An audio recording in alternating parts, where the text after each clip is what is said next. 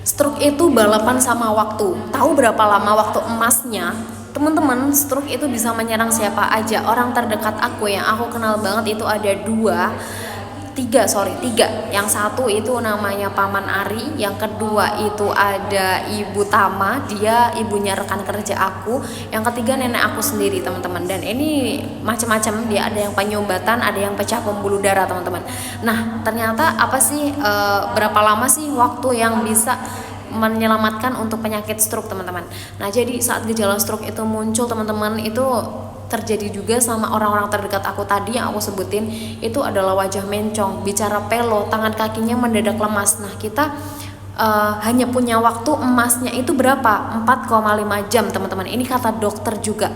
Jadi 4,5 jam ini untuk mendapatkan pengobatan yang bisa meminimalkan kerusakan otak. Jadi kalau misalkan kerusakan otak udah fatal, teman-teman, ini bisa menyebabkan makin parah, teman-teman semuanya.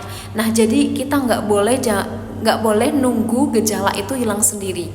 Jadi memang itu, teman-teman semuanya. Dan waktu itu karena kebetulan aku tuh mau cerita Paman Ari dulu ya. Paman Ari itu kena stroke. Itu dia di pingsan awalnya, pingsan gak sadarkan diri. Pas sadar-sadar di rumah sakit itu badannya separuh badan lumpuh sebelah, gak bisa digerakkan, dan itu terkena stroke penyumbatan.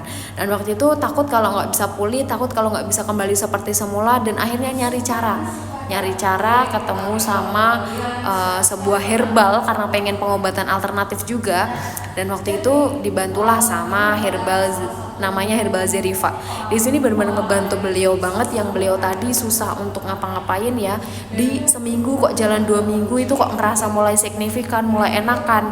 Dan akhirnya waktu itu kayak ngerasa di 2 bulan kurang lebih konsumsi kok mulai mendingan, dan akhirnya bener-bener yang tadinya nggak bisa jalan itu bisa jalan lagi, teman-teman semuanya. Yang tadinya lumpuh separuh badan itu sudah bisa beraktivitas kembali. Dan teman-teman, aku mau sharing, di 3 bulan kurang lebih konsumsi itu benar-benar udah hidup normal, beraktivitas seperti semula, dan alhamdulillah kondisinya sekarang loh makin baik, makin sehat, gak kelihatan kalau pernah kena stroke.